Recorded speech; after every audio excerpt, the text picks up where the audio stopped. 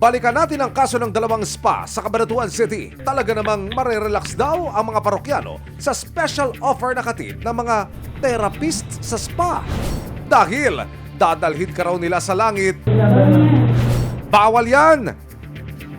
Pag pupunta ka, you see it, parang nag-offer lang sila ng massage, nag-a-advertise sila ng massage, pero sa loob pala may mga milagrong nangyayari. Bago pa tuluyang sumakit ang ulo ng NBI Cabanatuan District Office o NBI CABDO. So, Atty., dalawang team ha? Isang entrapment operation ang agad nilang isinagawa para matigil ang iligal na kalakaran at special offer ng mga naturang spa. Dalawang tabi natin sa King and I and Dalayagan. So, usual na trabaho to, papasukin natin, bibigay tayo ng mark money, pag nandun na lahat yung elements ng offense, pre-arrange signal, sabihin nyo sa amin, tatakbuhin na namin kayo.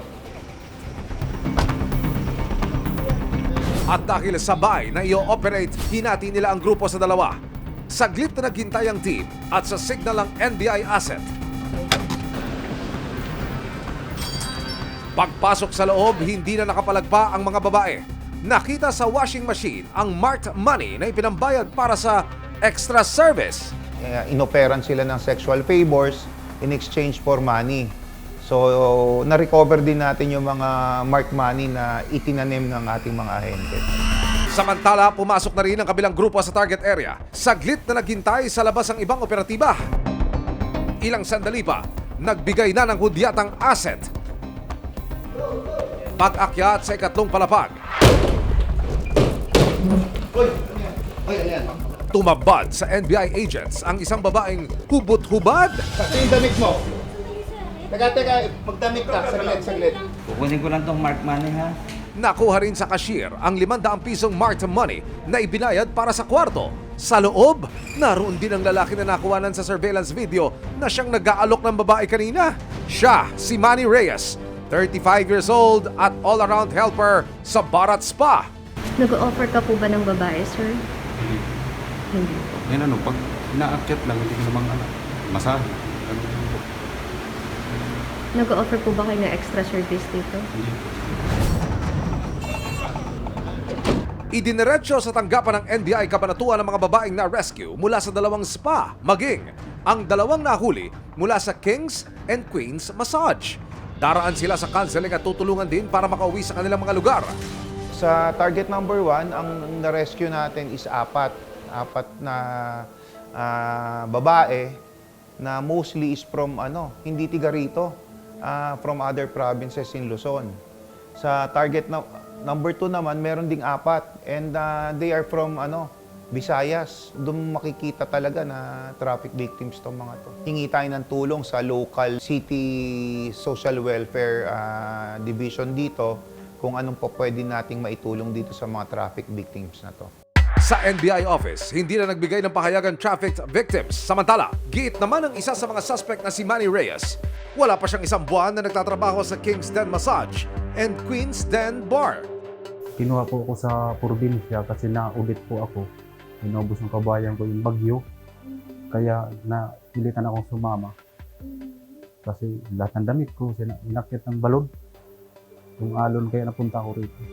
Kwento pa niya, May 9, 2023, niraid na ng mga tauhan ng CIDG Cabanatuan ng nasabing massage bar. Hinuli na siya ng CIDG, hindi pa rin huminto tong lugar na to eh. Diniretso pa rin nila at nagdrama lang siguro yung iba na hindi sila involved and yet tinuloy pa rin nila yung operation.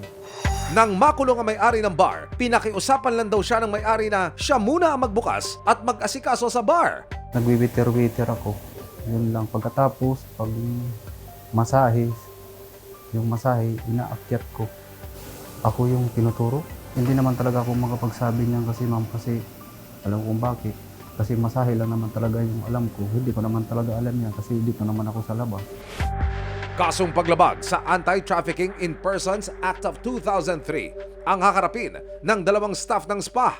Since hindi natin na-aresto dun sa first target yung talagang owner, we will directly file with the prosecutor's office. But yung number 2 target, since nakahuli tayo ng dalawa, yung kahero nga at yung bugaw na dating hindi nakasuhan, i-inquest po natin sila bukas. ng violation ng anti-human trafficking law, yung 9208 as amended. Samantala, kinuha namin ang panig na may-ari ng Kingston Massage na kasalukuyang nakapiit sa CIDG Cabanatuan. Pero tumanggi siyang magbigay ng pakayag. No comment, ma'am. Operation po ay isinagawa natin noong mga bandang alas 9, pasado na po ng gabi ng May 9, 2023. Meron po tayong video recordings kung saan po yung actual po na pagbibigay po ng sinasabi ng extra service doon po sa kailang mga parokyano ay napatunayan po natin na totoo. Tiyatnan po natin na talaga pong nagmamasahe yung mga babae. Nakahubot-hubad po yung mga parokyano nila. Pinuli po natin yung may-ari ng establishmento. At para hindi na mag-back to business ang dalawang spa, tuluyan ang ipinasara ng City Business Licensing and Investment Promotion Office o Cabanatuan City BLIPO ang mga spa dahil sa mga nakitang violation. Hindi naman masamang mag-relax o magpamasahe paminsan-minsan, pero kung hahaluan nyo ng kababalagan, siguradong kalaboso ang mapapala nyo diyan.